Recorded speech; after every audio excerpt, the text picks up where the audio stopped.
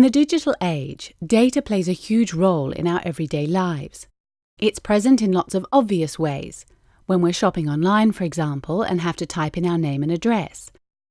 But data collection can also be less visible. Take data brokers, for example. You've probably never heard of them, but these businesses specialize in creating in-depth profiles of individuals for advertisers. A single profile might draw on up to 1,500 data points. This can include a person's sexuality, browsing history, political affiliation, and even medical records. One US-based data broker, Axiom, claims to have files on 10% of the world's population. It's not just businesses, of course. In 2013, Edward Snowden uncovered a vast regime of mass government surveillance programs, opening a global conversation which is still unfolding today. In this video, we'll take a closer look at this debate, focusing on the related but distinct concepts of privacy and data protection. By the end, you should have a clear idea of how these issues differ and overlap, how both are affected by the digital age, and how you can engage with companies and governments to protect and strengthen these rights. So what are we talking about when we say privacy and data protection? Let's take privacy first. Article 12 of the Universal Declaration of Human Rights treats privacy as a distinct human right. It says that no one shall be subjected to arbitrary interference with his privacy, family, home, or correspondence. Everyone has the right to the protection of the law against such interference or attacks. This is simple enough. Agreeing on what privacy actually means here has proved harder. Depending on the context, it can mean the right to freedom of thought and conscience, the right to be left alone, the right to control one's own body, the right to protect your reputation, the right to a family life, or the right to a sexuality of your own definition. There are other ambiguities. In legal terms, privacy isn't an absolute right. This means it can be restricted for certain reasons, for example, to protect national security or public safety, or if it conflicts with other rights, like the right to free expression.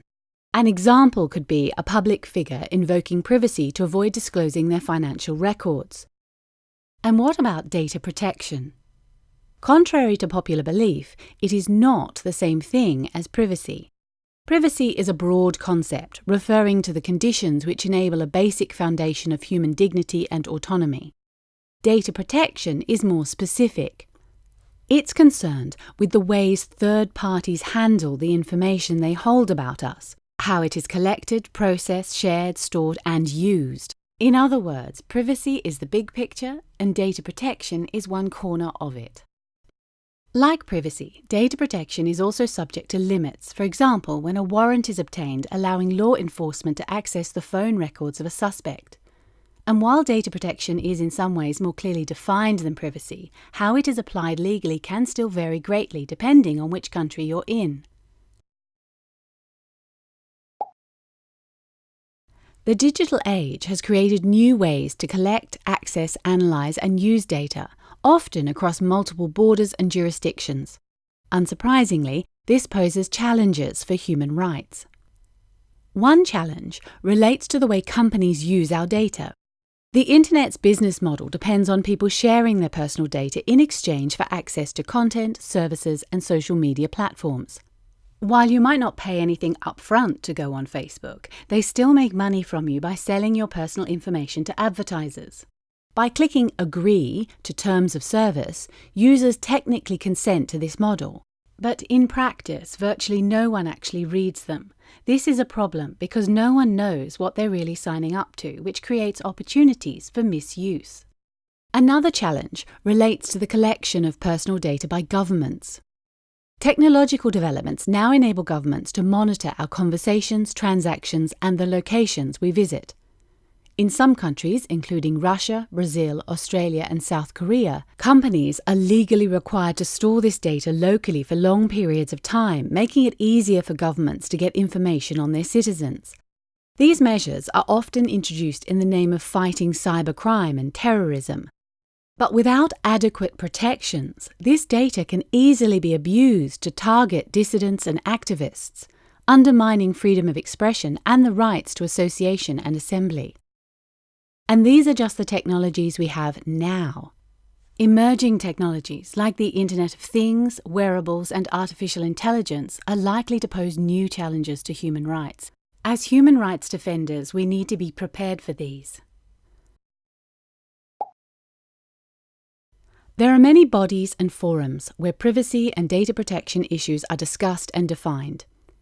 National and regional courts have a crucial role here.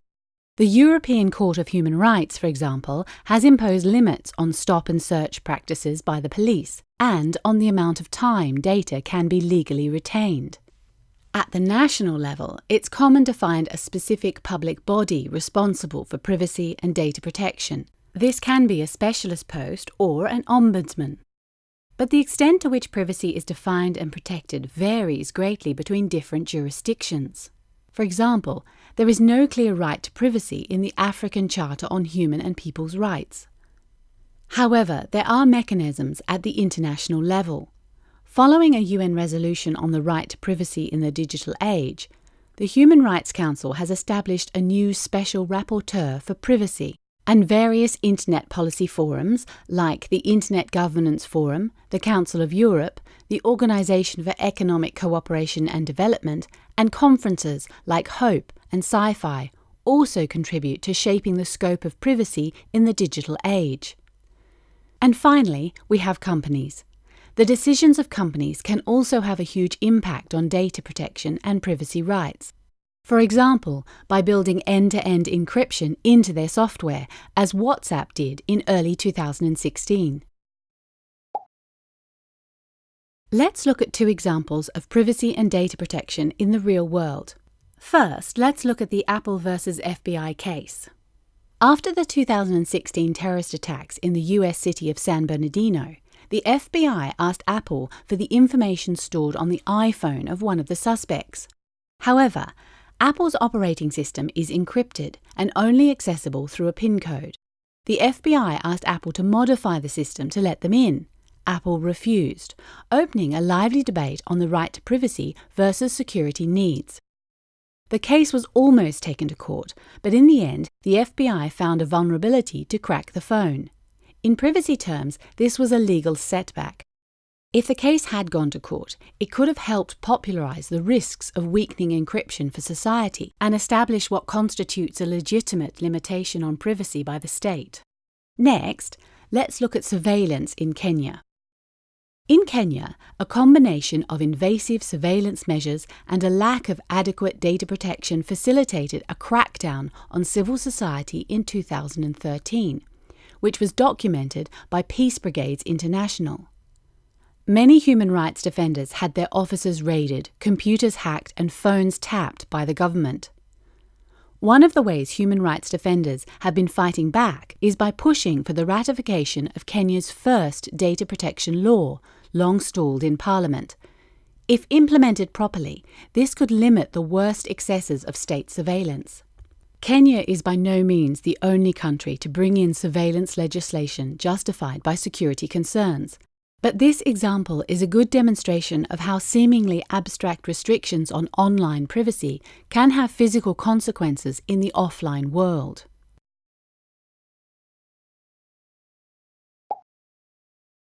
So what can human rights defenders do to protect and strengthen privacy and data protection? An easy first step is taking digital security measures yourself. This can be as simple as using encryption and anonymity tools and encouraging your friends to do the same. Human rights defenders can also advocate for alternative digital business models, which aren't based on the extraction and sale of data. Economic pressure on the existing model is already growing. For example, over the last few years, the number of users using adblock software globally has exploded. There is evidence that this is already pushing companies to less invasive advertising practices. Engagement in debates at the national and regional level is, of course, crucial. Where privacy protections are weak, human rights defenders need to actively advocate for stronger ones. And even where they are stronger, we need to make sure legislation is keeping up with new technological developments, like the Internet of Things. Ultimately, if we want things to change, Human rights defenders need to make these issues accessible and relatable by being more creative about the way we talk about them. When people see how data protection and privacy affects them on a day-to-day basis, they may be more inclined to engage with these concepts. In the next video, we'll be taking a closer look at freedom of expression, association, and peaceful assembly.